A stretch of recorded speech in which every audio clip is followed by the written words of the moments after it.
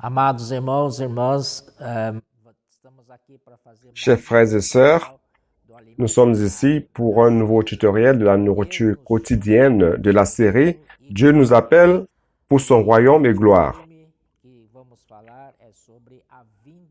Et le volume que nous allons étudier, c'est l'avènement du Seigneur est certain. Nous allons commencer la semaine 2 aujourd'hui. C'est de cela que nous allons parler. Le sous-thème de lundi, c'est la persévérance de l'espérance. Et c'est basé sur 1 Thessaloniciens chapitre 4, à partir du verset 13, qui traite principalement de l'avènement du Seigneur. La structure que Paul a établie dans le livre de 1 Thessaloniciens et aussi 2 Thessaloniciens, c'est la foi, l'amour et l'espérance. L'œuvre de la foi, le labeur de l'amour et la persévérance de l'espérance. Dans ce message spécifique, nous allons parler de la persévérance de l'espérance, qui est en rapport au retour du Seigneur. Donc, le retour du Seigneur est certain. Allons voir les textes bibliques. 1 Thessaloniciens, chapitre 4, verset 13, qui commence comme ceci. « Nous ne voulons pas, frères, que vous soyez dans l'ignorance au sujet de ceux qui dorment, afin que vous ne vous affligiez pas comme les autres qui n'ont point d'espérance. » Ici, Paul fait la part des choses entre ceux qui n'ont pas l'espérance et ceux qui ont l'espérance. À ceux qui ont l'espérance, Paul dit, frères, ne soyez pas ignorants, ne restez pas dans l'ignorance par rapport à ceux qui dorment. Donc, Paul utilise ce terme de ceux qui dorment. Ceux qui dorment, quelqu'un qui dort, ça veut dire qu'un jour ou un moment, il va se réveiller. Donc, celui qui dort n'est pas mort. N'est-ce pas? Donc, cela attire notre attention sur le fait que pour Paul, lorsqu'un chrétien meurt, en fait, il ne meurt pas éternellement. Sa mort physique représente tout simplement une mort physique. C'est comme un sommeil. Lorsque nous avons sommeil, la nuit, nous dormons. Donc, ces personnes sont en train de dormir. Ceux qui sont morts en Christ sont en train de dormir. Non, c'est ça l'espérance. Pourquoi? Parce que s'ils sont en train de dormir, un jour, justement, ils vont se réveiller. Et ils vont se réveiller au retour du Seigneur, n'est-ce pas? C'est merveilleux cela. Et ceux qui n'ont pas l'espérance, qu'est-ce qui se passe? C'est qu'ils n'ont pas d'espérance, comme la parole le dit. Lorsque le Seigneur reviendra, leur fin sera tragique. On va continuer. Au verset 14, il dit, « Car si nous croyons que Jésus est mort et qu'il est ressuscité, croyons aussi que Dieu ramènera par Jésus et avec lui ceux qui sont morts. » Donc, lorsque le Seigneur, il dit que le Seigneur est mort et ressuscité. Alors, je voudrais vous dire ceci. Nous qui croyons au Seigneur Jésus, nous qui l'avons accepté, nous avons le salut du Seigneur Jésus. Et donc, nous n'allons plus jamais mourir.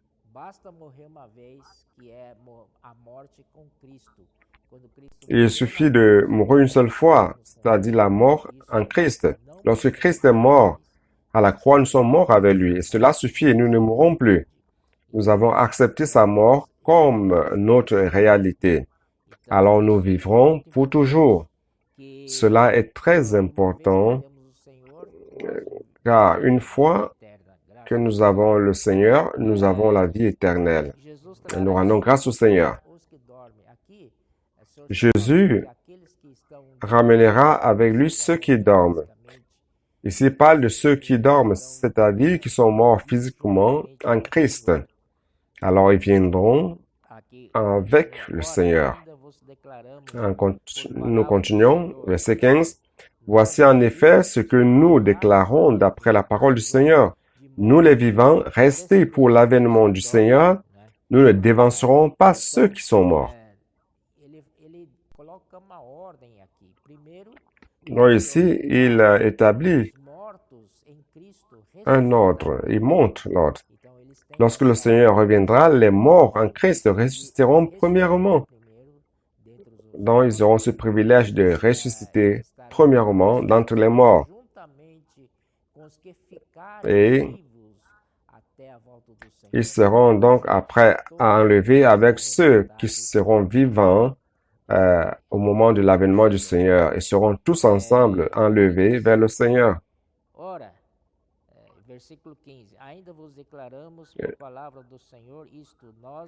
Le verset 15, de nouveau, il dit, voici en effet ce que nous déclarons d'après la parole du Seigneur. Nous les vivants, restés pour l'avènement du Seigneur, nous ne dévancerons pas ceux qui sont morts. Donc nous n'allons pas dévancer ceux qui sont morts avant qu'ils soient ressuscités. Car le Seigneur lui-même a un signal donné à la voix d'un archange et au son de la trompette de Dieu descendra du ciel et les morts en Christ ressusciteront premièrement. Donc une fois de plus, Paul met l'accent sur ce qu'il avait déjà dit dans le verset antérieur. Que les morts en Christ ressusciteront premièrement. Ça, c'est cela l'autre. Verset 17. Ensuite, nous les vivants qui serons restés, nous serons tous ensemble enlevés avec eux sur des nuées. Donc nous serons enlevés avec tous ceux qui seront ressuscités des morts dans les nuées pour rencontrer le Seigneur dans les airs. Et il continue. Et ainsi nous serons toujours avec le Seigneur. 1 Corinthiens, je voudrais vous montrer cela, le chapitre 15 de 1 Corinthiens, verset 51. Il dit ceci, « Voici, je vous dis un mystère. Nous ne mourrons pas tous, mais tous nous serons changés. » Le chapitre 15 de 1 Corinthiens, c'est un chapitre sur la résurrection. Et ce verset nous affirme que c'est un mystère. Tous, nous ne dormirons pas tous, nous ne mourrons pas tous. Cela est loin de la logique humaine. Car même si par exemple nous sommes vivants, lorsque le Seigneur reviendra, nous ne connaîtrons pas la mort physique, nous serons transformés tout simplement. Alors comment cela se passera-t-il?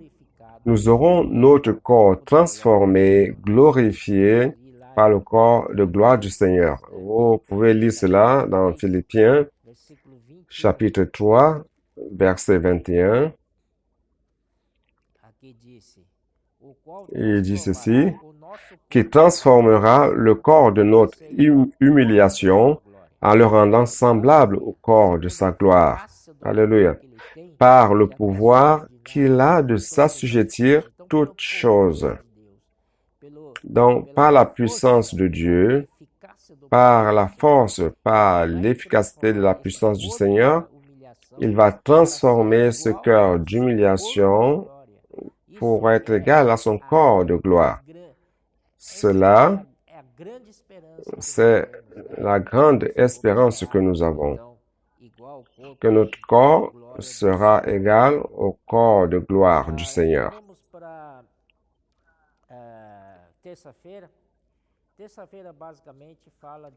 On va donc à mardi. Mardi parle de valoriser le droit du premier-né. C'est de cela qu'il parle. On va aller à mardi. Mardi.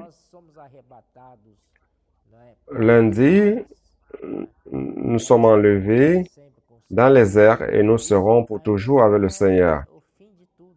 C'est ce que nous avons vu. Et cela n'est pas la fin de tout. Il y aura encore quelque chose qui va se passer. Et nous allons donc voir Romains, chapitre 4, 17.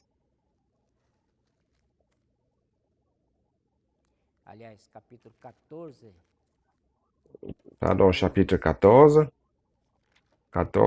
verset 7. C'est un passage qui est très intéressant et je voudrais vous lire cela. À partir du verset 7 jusqu'au verset 10.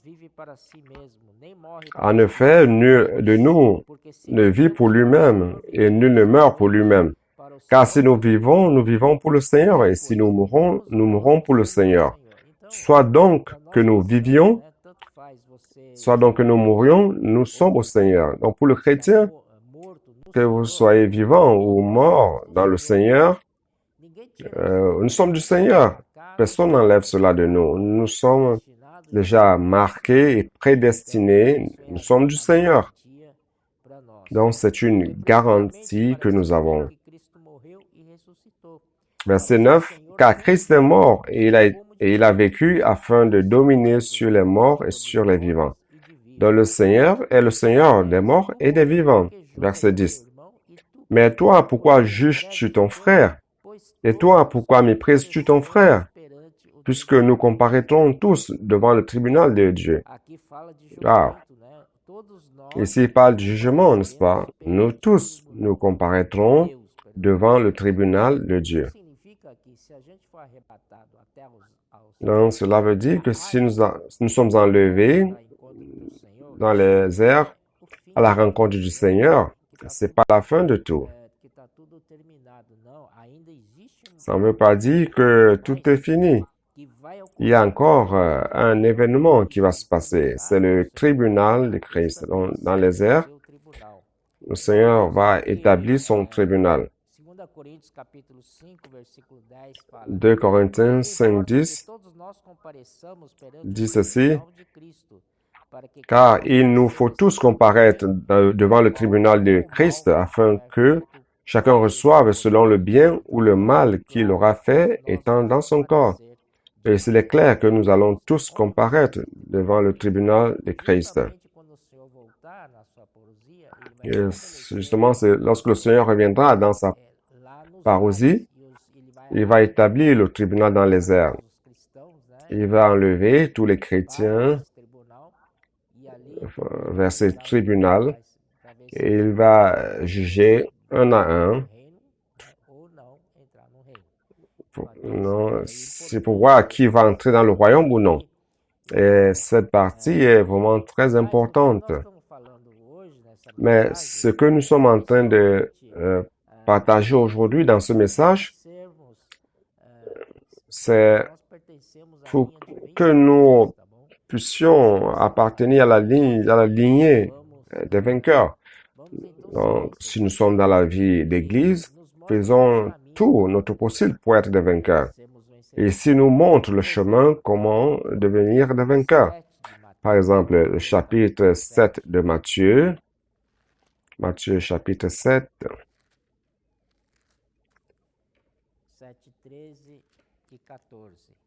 Versets 13 et 14. Il dit ceci. Entrez par la porte étroite, car large est la porte, spacieux est le chemin qui mène à la perdition. Et il y en a beaucoup qui entrent par là. Mais étroite est la porte, resserré le chemin qui mène à la vie. Et il y en a peu qui les trouvent. Donc, frères, nous sommes chrétiens, nous sommes dans la vie d'église.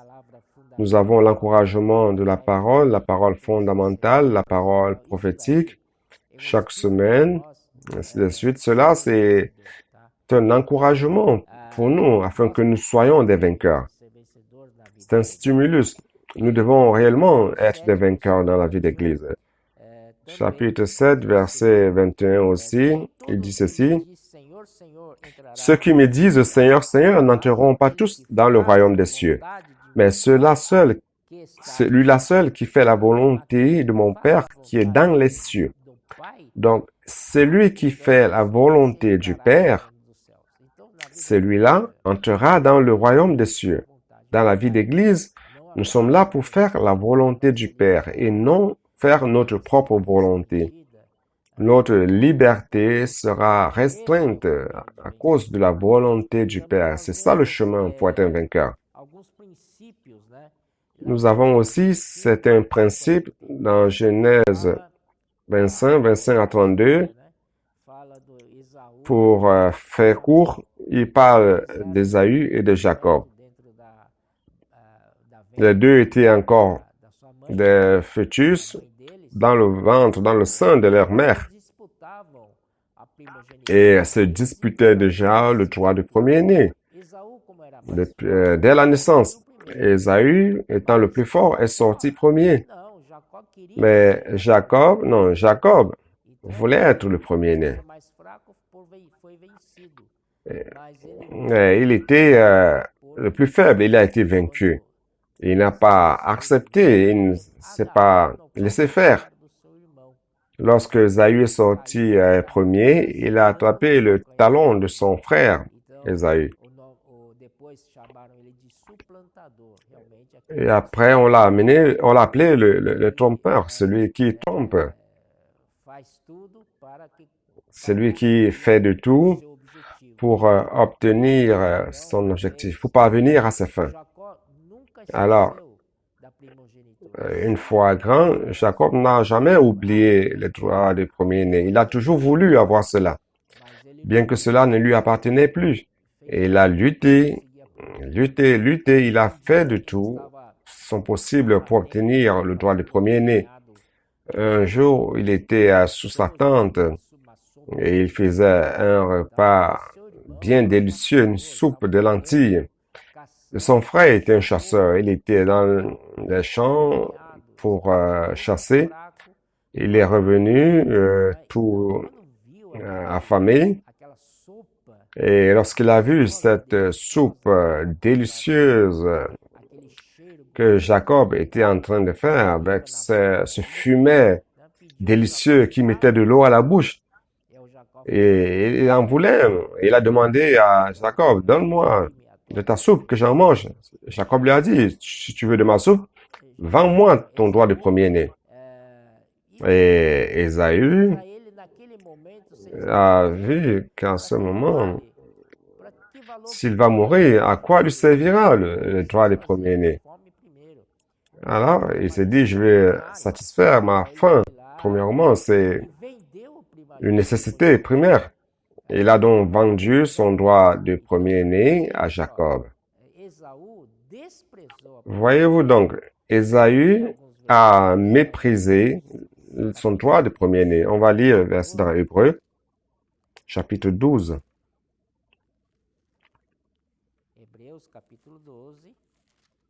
Hébreux, chapitre 12, verset 16.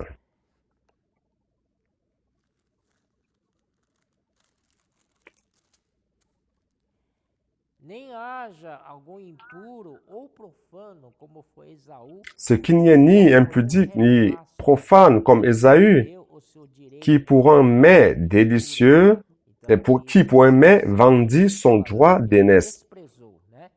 Donc ici, ce verset montre qu'il a profané, qu'il a méprisé. Il a vendu son droit d'aînesse. Romains chapitre 9. Romains chapitre 9, verset 13.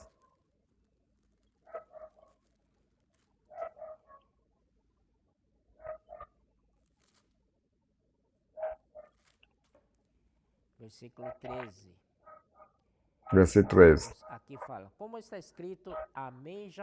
C'est dit, selon qu'il est écrit, j'ai aimé Jacob et j'ai haï Ésaü. Pourquoi Dieu a aimé Jacob et a haï Ésaü? C'est parce que Ésaü a méprisé, a profané son droit d'aînesse. Donc, frères, nous sommes dans l'Église sous le principe d'aînesse, de premier-né, car le Seigneur est le premier-né. et nous le suivons. Donc, nous sommes aussi des premiers-nés. Donc, pour avoir le droit des premiers-nés, il y a un prix à payer. Il ne s'agit pas de se comporter n'importe comment. Nous n'allons pas être comme Ésaü, comme la plupart des chrétiens qui n'accordent aucune valeur à leur droit des premiers-nés. Ils méprisent le droit d'aînesse, mettant leurs nécessités basiques par-dessus de la volonté du Père. Cela est très grave. Nous sommes dans la vie d'église, nous avons la parole qui nous alerte, qui nous encourage. Donc nous avons tout, nous avons les outils pour faire de nous des vainqueurs.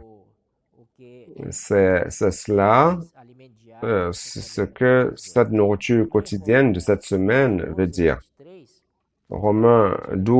Hébreux 12, 23 qui dit ceci. De l'assemblée des premiers-nés inscrits dans les cieux, du juge qui est le Dieu de tous, des esprits des justes parvenus à la perfection. Ici, il parle de l'assemblée des premiers-nés. Inscrits dans les cieux. Le soit le Seigneur. Faisons partie de cette église des premiers-nés. Ne vendons pas notre droit de premiers-nés. Donc, allons rapidement à mercredi. Mercredi parle de la persévérance. Il dit persévérer pour faire partie de l'enfant mâle. Ce droit d'aînesse, c'est la lignée de l'enfant mâle. Allons voir Apocalypse 12, 5. Apocalypse 12, 5.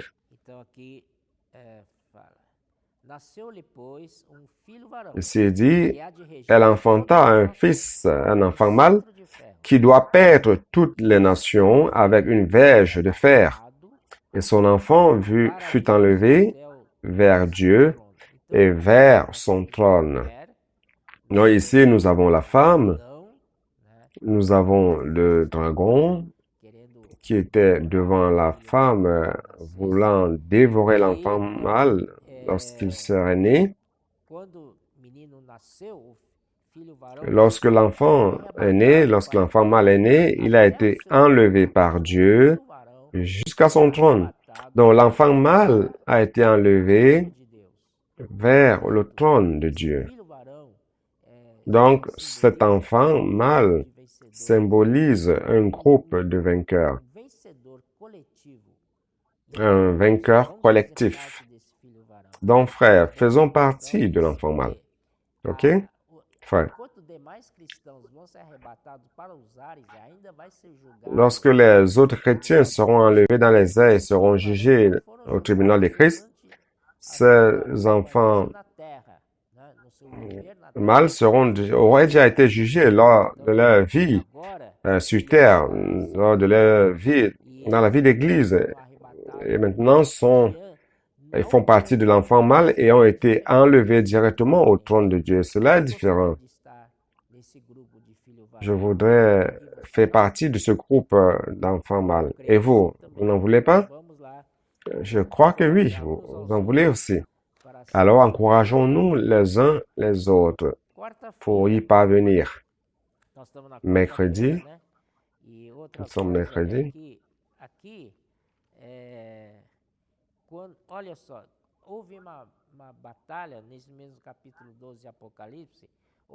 Il y a une bataille dans ce même verset, ce même chapitre 12, verset 7. Il y a eu une guerre dans le ciel. Michel et ses anges combattirent avec le dragon. Et le dragon et ses anges combattirent. Donc, lorsque l'enfant mâle a été enlevé vers le trône de Dieu, il a aidé Michel lors de sa bataille dans cette guerre.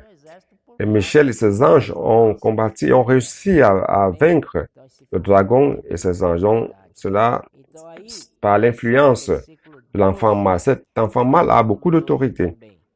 Verset 12 du chapitre 12, il dit, c'est pourquoi réjouissez-vous cieux et vous qui habitez dans les cieux. Voyez donc, réjouissez-vous cieux. Pourquoi? Pourquoi réjouissez-vous cieux? On va voir pourquoi. Et vous qui habitez dans les cieux, malheur à la terre Malheur à la terre et à la mer, car le diable est descendu vers vous, animé d'une grande colère, sachant qu'il a peu de temps. Pourquoi réjouissez-vous, cieux? Parce que les cieux n'ont plus Satan et les anges déchus dans ce lieu. Ils n'ont plus de lieu là-bas. Ils ont été vaincus et jetés sur terre. Il dit malheur à la terre et à la mer. J'aimerais ne pas être ici sur terre durant ces jours-là, car la grande tribulation va commencer. Ceux-là qui vont passer par la grande tribulation vont beaucoup souffrir, car Satan et ses anges déchus seront ici sur terre et avec une grande colère et fureur. Il va persécuter les chrétiens, les juifs aussi. Donc, réellement, ce ne sera pas facile. Soyons prudents et faisons partie de cet enfant mâle. Rendons grâce au Seigneur. Allons à jeudi.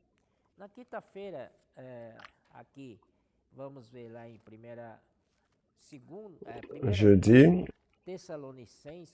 nous allons voir 1 Thessaloniciens, chapitre 5. OK?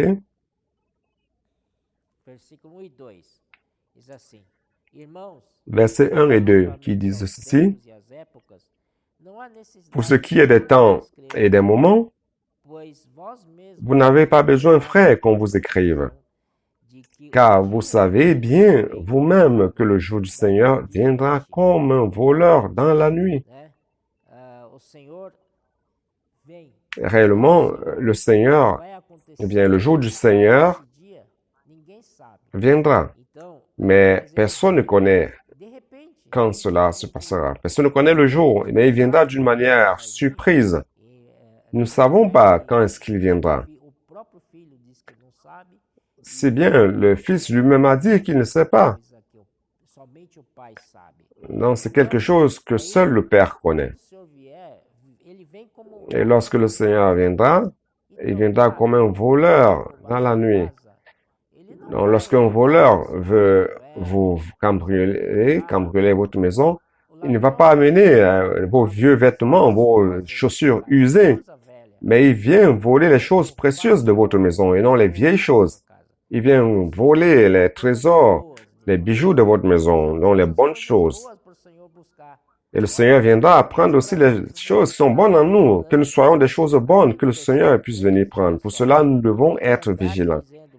Au verset 3, il dit ceci, « Quand les hommes diront paix et sûreté, alors une ruine soudaine les surprendra. » Cela veut dire qu'un jour, il y aura un accord entre Israël et les nations arabes mené par l'Antéchrist. Cet accord, aujourd'hui, n'a pas encore été établi.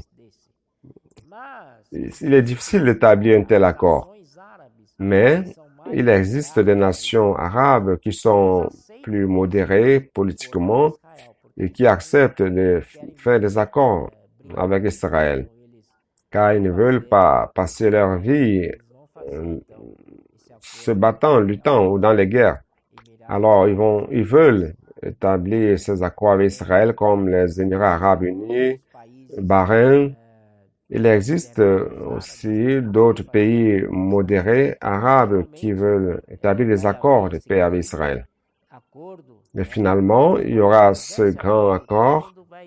Et lorsque cet accord sera établi, tout le monde dira, waouh, ouf, ce sera un soulagement, une sensation de paix, de sûreté, se disant que finalement, les choses vont bien se passer, même les Juifs vont se relâcher, il y aura la reconstruction du temple, etc.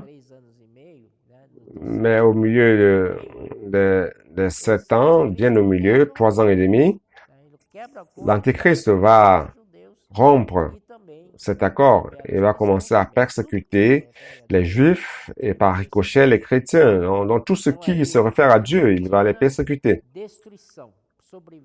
Il y aura donc une ruine soudaine. Le verset 4 dit, Mais vous, frères, vous n'êtes pas dans les ténèbres pour que ce jour vous surprenne comme un voleur. Nous ne voulons pas être pris de surprise lorsque le Seigneur reviendra. Vous êtes tous des enfants de la lumière et des enfants du jour.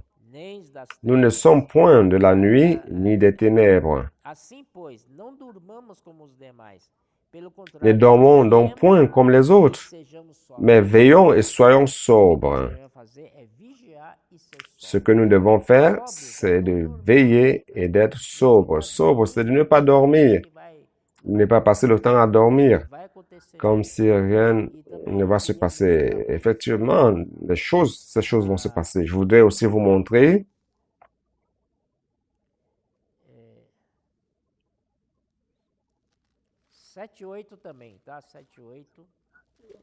le 7 et le 8 aussi.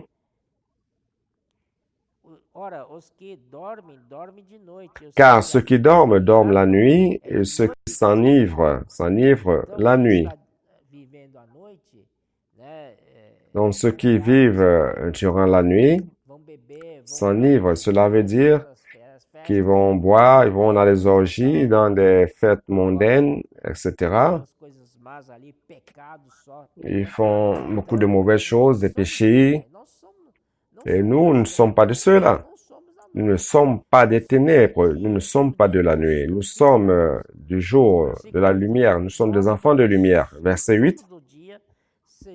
Mais nous qui sommes du jour, soyons sobres, ayant revêtu la cuirasse de la foi et de l'amour et ayant pour casque l'espérance du salut. Ici, il montre une fois de plus la structure que Paul a préparée aux Thessaloniciens. La foi, l'amour et l'espérance. Une fois de plus, n'est-ce pas?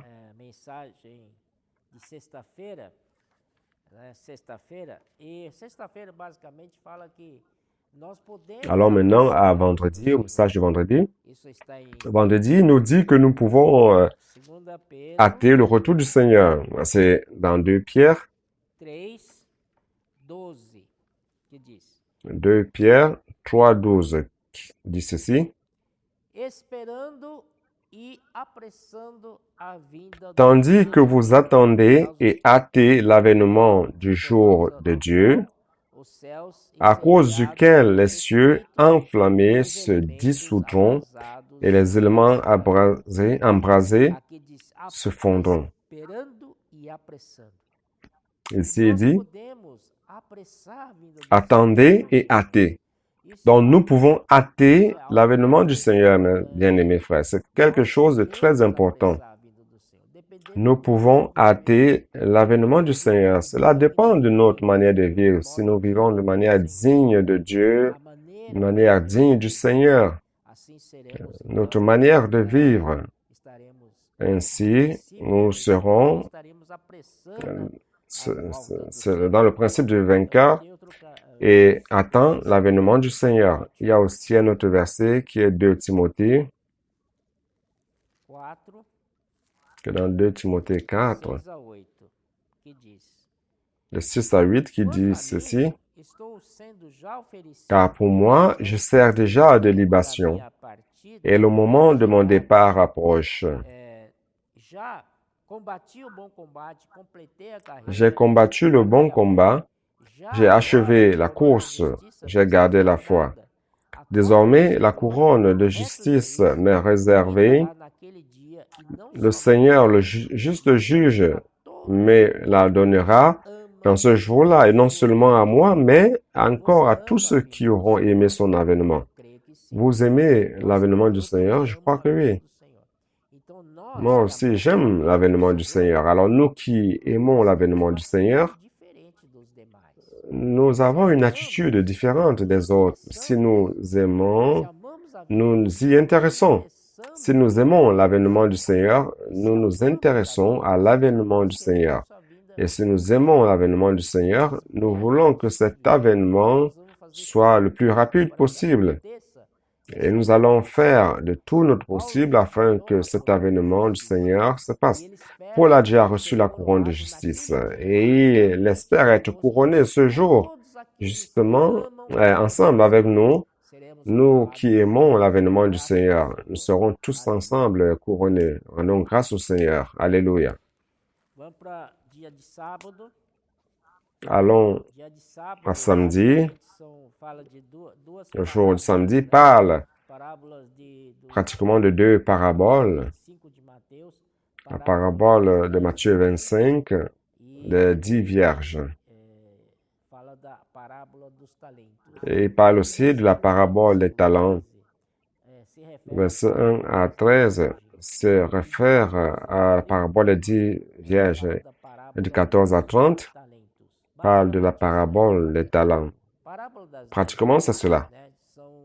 La parabole des 10 vierges. Les vierges se réfèrent aux chrétiens qui sont déjà morts dans le Seigneur. Comme nous sommes comparés aux vierges du Seigneur dans 1 Corinthiens 11, 1, 2, 3, qui dit que nous sommes des vierges réservées à un seul époux qui est Christ. Donc nous sommes déjà réservés. Nous n'en avons pas d'autres. Nous sommes pour le Seigneur. Notre seul objectif, c'est le Seigneur. Donc ces vierges, ce sont des chrétiens qui sont déjà morts. Pourquoi savons-nous que ce sont des chrétiens? Car toutes ont des lampes.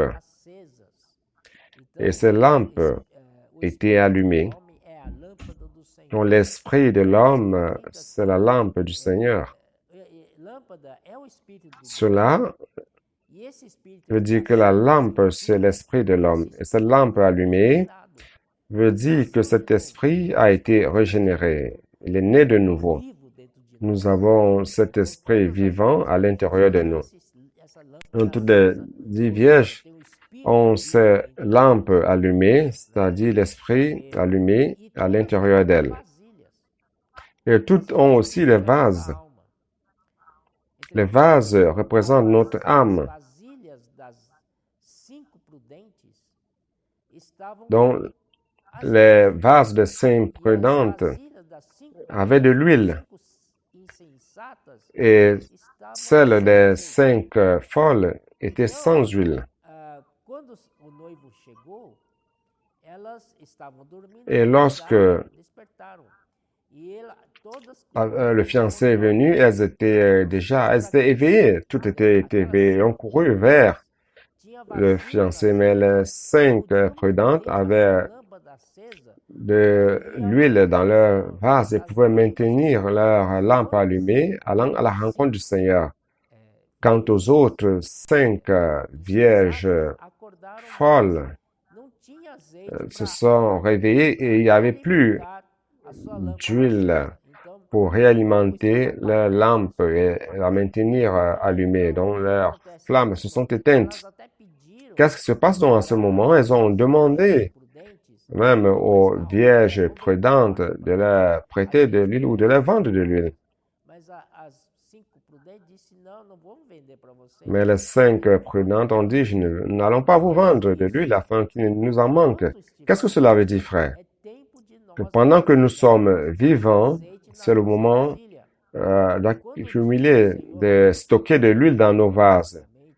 Et lorsque le Seigneur permettra qu'un jour que nous mourions physiquement ou que nous dormions dans le Seigneur, l'opportunité de remplir le vase d'huile, ce sera terminé.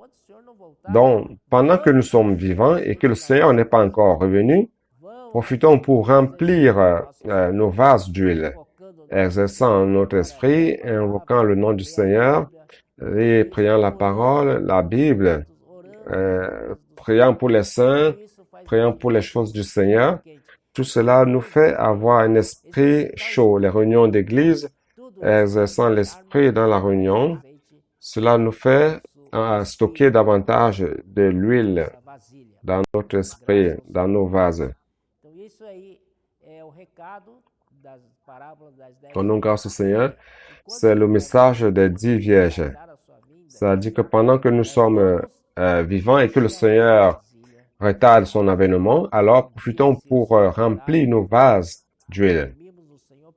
Si le Seigneur revient, permet que nous dormions dans le Seigneur, tout du moins nous aurons de l'huile pleine dans nos vases. La parabole de talents, c'est qu'il y avait 5 serviteurs du Seigneur. Avec 3 serviteurs, le Seigneur a donné au premier 3 talents. Et celui qui avait les 3 talents est allé directement multiplier. Celui qui a reçu 2 talents est aussi sorti immédiatement pour multiplier.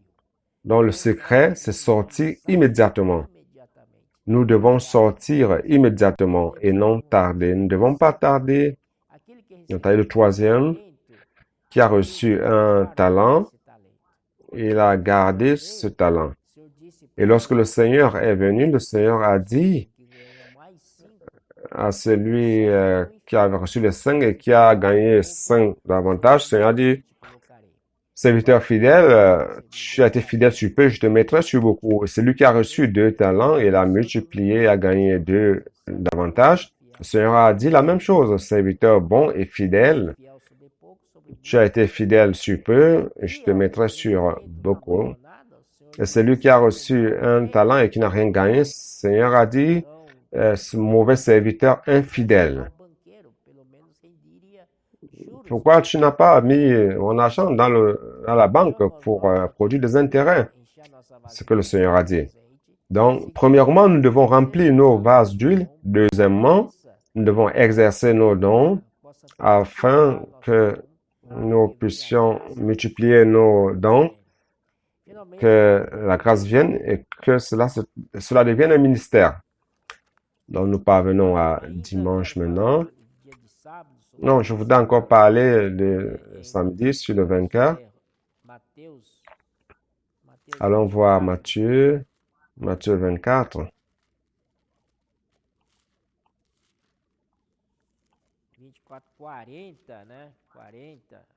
Matthieu 24, 40. N'est-ce pas? Il dit ceci.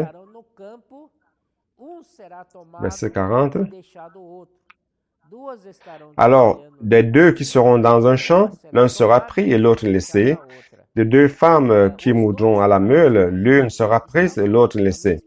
Les 2, apparemment, étaient dans la même condition, dans la même situation, travaillant pour survivre. Nous devons réellement travailler. Nous ne pouvons pas nous dire, ah, le Seigneur revient bientôt, je ne vais plus travailler, je ne vais plus étudier. Pourquoi étudier? Pourquoi travailler si le Seigneur revient déjà? Pourquoi se marier? Non, nous devons vivre notre vie normalement. Que ceux qui sont en train d'étudier continuent à étudier, que ceux qui travaillent continuent à travailler. Remplissez vos responsabilités, mais la différence est celle-ci.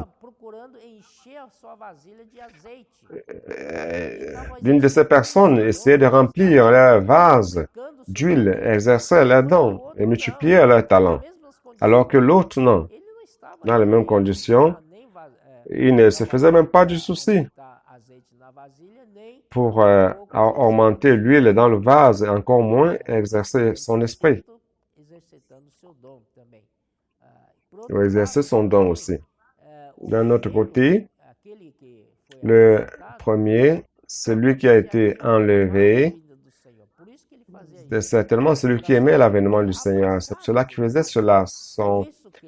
Dans son cas, il voulait hâter l'avènement du Seigneur. C'est pour cela qu'il a été enlevé et l'autre laissé.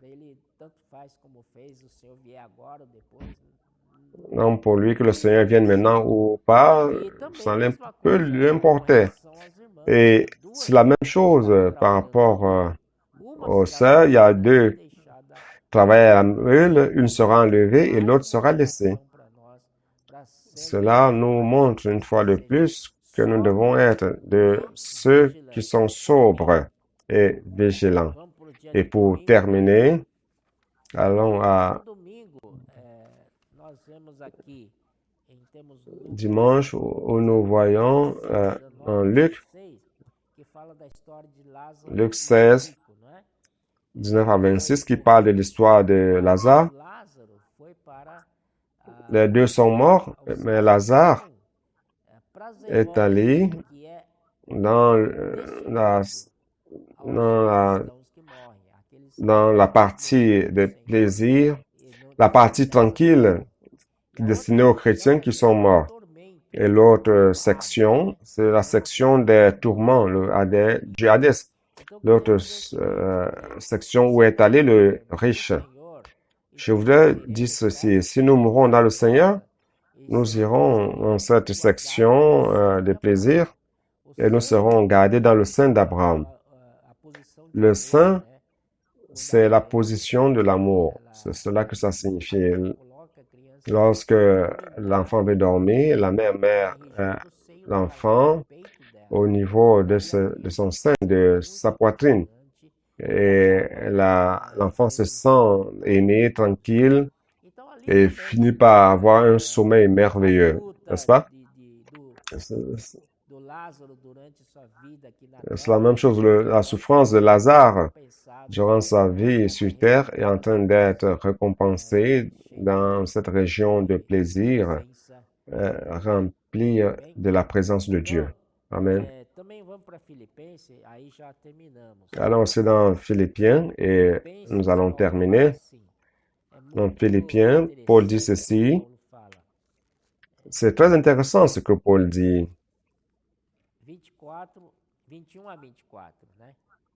1, 21 à 24. Il dit ceci. Chapitre 1, 21 à 24. Car Christ est ma vie et la mort m'est un gain. Mais s'il est utile pour mon œuvre et que je vive dans la chair, je ne saurais dire ce que je dois préférer. Je suis pressé des deux côtés. J'ai le désir de m'en aller et d'être avec Christ. Ce qui de beaucoup est le meilleur. Wow. Ce lieu doit être vraiment superbe. Car Paul dit, si je suis vivant, ça m'est un gain. Et ma vie, c'est Christ. Vivre, c'est Christ. Donc, si je vis, ma vie doit être pour Christ, c'est Christ. Et si je meurs aussi, c'est un gain quand je meurs dans le Seigneur. Et il dit, je désire m'en aller et d'être avec Christ. Ce qui est de beaucoup est le meilleur. Ce qui de beaucoup est le meilleur.